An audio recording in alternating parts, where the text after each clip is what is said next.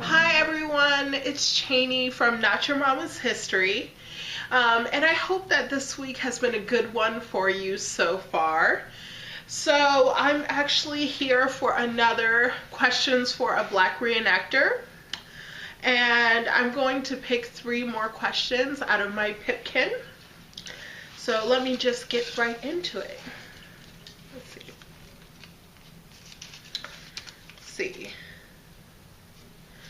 Okay, so how do you feel about being the only Black reenactor at most events you attend? Kimberly of Fredericksburg, Virginia. Thank you, Kimberly. That is a good question. I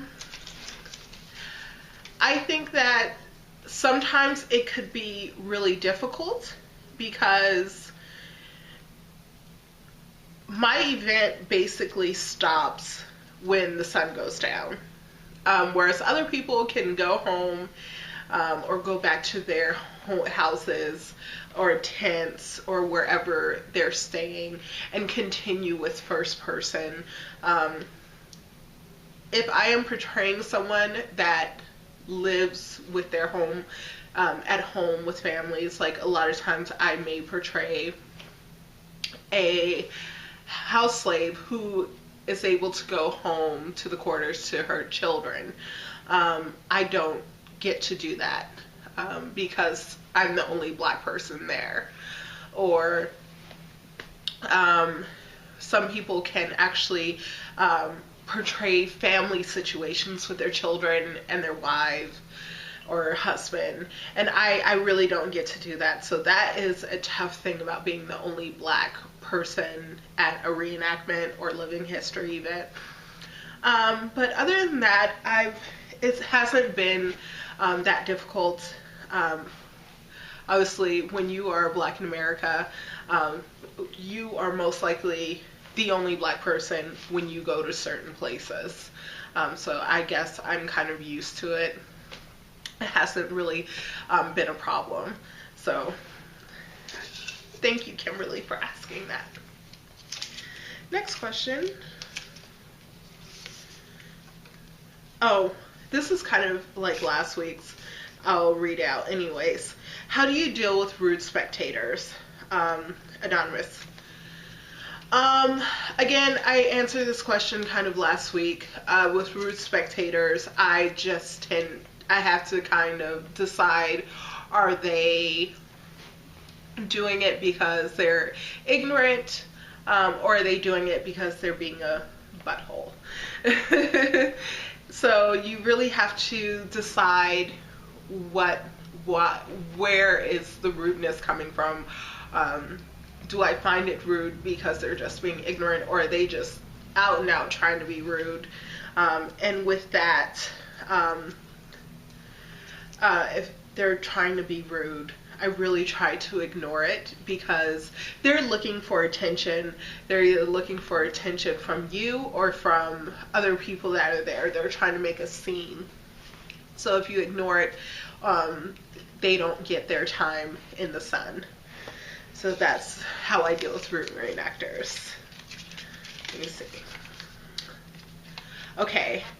How do you answer friends or family members who would object to your portrayal of a servant or slave?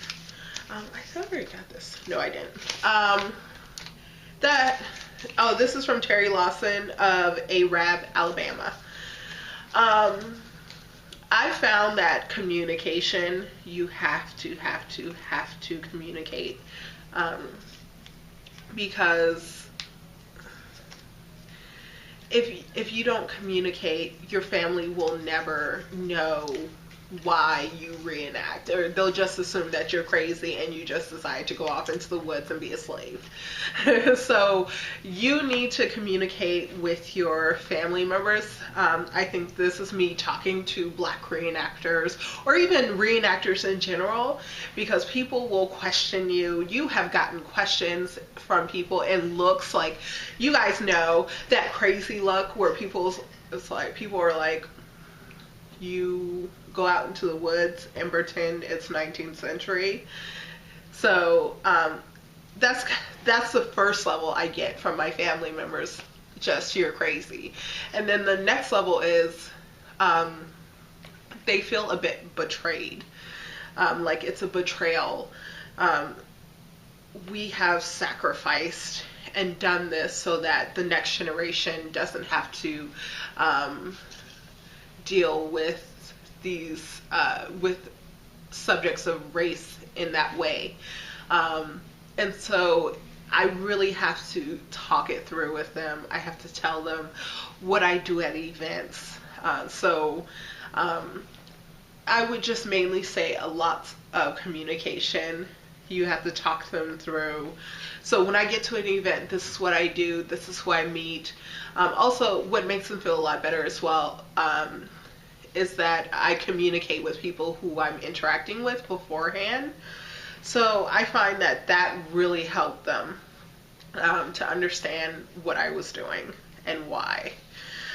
Since I feel like one of my questions today was kind of a repeat from last week, I'm going to do a fourth question. Let's see. Can't get this open. Okay. Oh, I already got another one.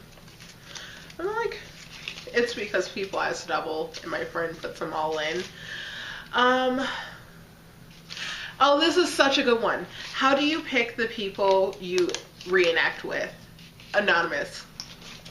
So no, there's no like lottery where I have people put their name in in a pipkin and I draw it out. It's basically, I would say, chemistry. You kind of, once I feel chemistry with people and just flow, because I hate awkward situations. I've learned how to get through them, but I prefer not to have awkward situations in first person. So I think also your real life beliefs, I feel. I'm not talking about political beliefs. I'm talking about your integrity, who you are. Are you able to interact with people with different beliefs than you, or are you open to learning things? Are you open to sharing knowledge? Are you open to teaching people as well? Those are all things that I look for in a group when I'm reenacting. I have, as far as a group, two people that I love to reenact with are Kimberly and Pete Berezik. I find that we work very well together. I don't know, just our first person, it flows very well, and they've been really awesome, and they're really open to teaching me and improving my impression. So just being open, and also just being comfortable with me being black. That's a big elephant in the room. Yeah. You just have to be really comfortable with me being black, because I notice when you are avoiding the whole Black Reenactor situation, and I can feel it. So and that makes me a bit uncomfortable, so that too. And also very good communicators, asking, what do you want to do?